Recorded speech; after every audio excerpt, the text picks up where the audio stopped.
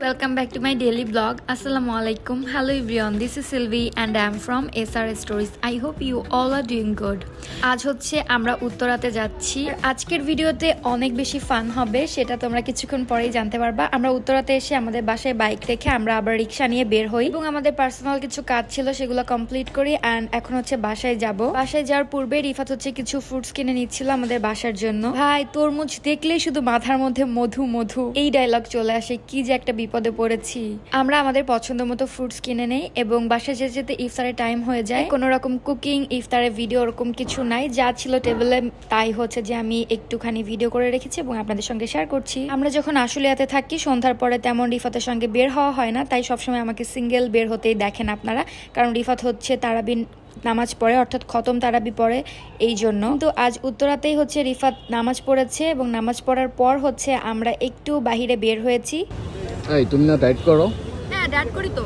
এই যে দেখো ক্যাপসিকাম, চিকেন, চিজ, সব হেলদি ফুড। না সবই তো হেলদি, তাহলে আবার আনহেলদি কি হলো? এই যে ডায়েট করতেছি। এই তোমার ডায়েটের অবস্থা না? The next day আমরা এখন হচ্ছে বাহিরে যাব। এই চিজ সে আমাদের সাথে সাথে যাবে, পিছন তো একদম ছাড়েই না, মানে দরজা পর্যন্ত, দরজা একটু খোলা থাকলে সে বেরোয় চলে যাবে, একদম যে লিফটের মধ্যে বসবে। মানে কতটা বুঝে, কার কার বাসায় এমন চিজ আছে বলেন তো? আছে তারা কোনোদিন কালো জামা পরতে পারে না, বুঝছেন? কালো জামা পরলে সেটা আর বাইরে পরে যাওয়ার কোনো যোগ্যই হয় থাকে না। কিরে এত বসে মুঠে কেন বাবা, এত বসে মুঠে কেন তোমার? থাকো, আমরা এখন বাইরে যাব।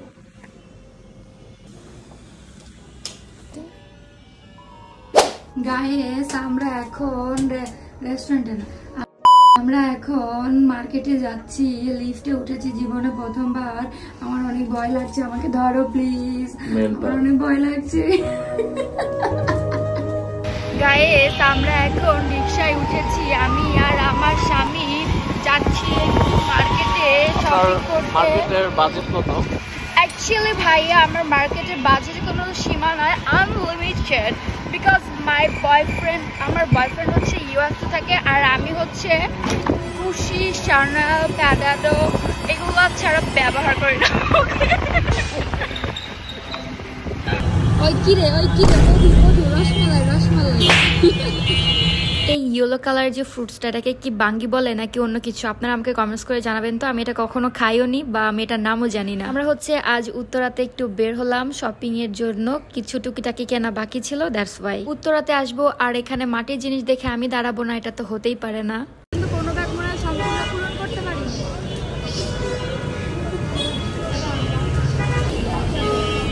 দেখো একটা তাল যদি ফালাই দিই জরিমানা দিতে হবে।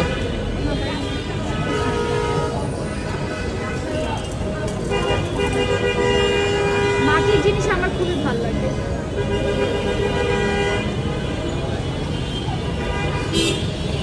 মাটির জিনিস আমার ভীষণ প্রিয়। ছোটবেলায় যখন গ্রামে থাকতাম তখন ওখানকার যে মেলাগুলো হতো, তখন ওখানে মেলাতে এরকম রঙিন ফ্রুটস পাওয়া যেত মাটির। তো ফ্যামিলির সঙ্গে যখন মেলায় যেতাম সবসময় আমার এই ধরনের ফ্রুটস কেনা হতো। আপনাদের কার কার আমার মতো মাটির জিনিস পছন্দের আমাকে কমেন্টস করে জানাতে পারেন। আর অবশ্যই আজকের ভিডিওটি কে কোথা থেকে দেখছেন সেটাও আমাকে জানাবেন। আমার খুব ইচ্ছা আছে যে আমি মাটির একটি ডিনার সেট কিনবো। আপনাদের যদি এরকম কোনো ভালো পেজ জানা থাকে তাহলে আমাকে কমেন্টসে একটু মেনশন করবেন, যাতে আমার একটু সুবিধা হয়। আমি হচ্ছে তালটাকে নিতে পারলাম, তালটা খুব সুন্দর না?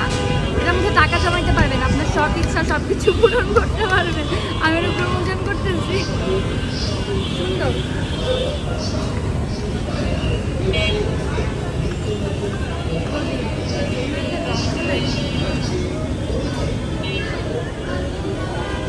আজকের ভিডিওটাতে আমি খুবই রাখার চেষ্টা করেছি, খুব কম এডিট করার চেষ্টা করেছি। আমি চাই যে আপনাদের সঙ্গে এখন থেকে সব কিছু রিয়েলিস্টিকটাই শেয়ার করবো, দ্যাটস ওয়াই। আমরা হচ্ছে এখানে আলনাতে চলে আসলাম, এখানে ঘুরে ঘুরে দেখছিলাম, তারপর শুজের জন্য বাটাতে আসলাম। আমি অ্যাকচুয়ালি ঘুরছিলাম এবং একটু একটু করে ক্লিপ রেখেছি, তাই হচ্ছে যে আপনাদের সঙ্গে শেয়ার করলাম। আমি খুবই কনফিউজড ছিলাম যে অ্যাকচুয়ালি আমি কোনটা নিব, তাই হচ্ছে এটার একটু ভিডিও করলাম। দেন গেলাম রিফাতের জন্য শার্ট কেনার জন্য। আমি তো নিজে থেকে রিফাতকে কিছু গিফট করে পারিনি, তাই আমার মনে হলো যে ওকে কিছু একটা গিফট করা উচিত আমার। দ্যাটস ওয়াই হচ্ছে যে ওকে আমি শার্ট গিফট করলাম। অ্যান্ড এই করতে করতে হচ্ছে যে আমরা বাসার দিকে আবার ব্যাক করি। আজ হচ্ছে আমাদের বাসায় অনেক গেস্ট আসবে, তাই আজকের ভিডিওটি এখানেই শেষ করছি। Thank you so much for the watching.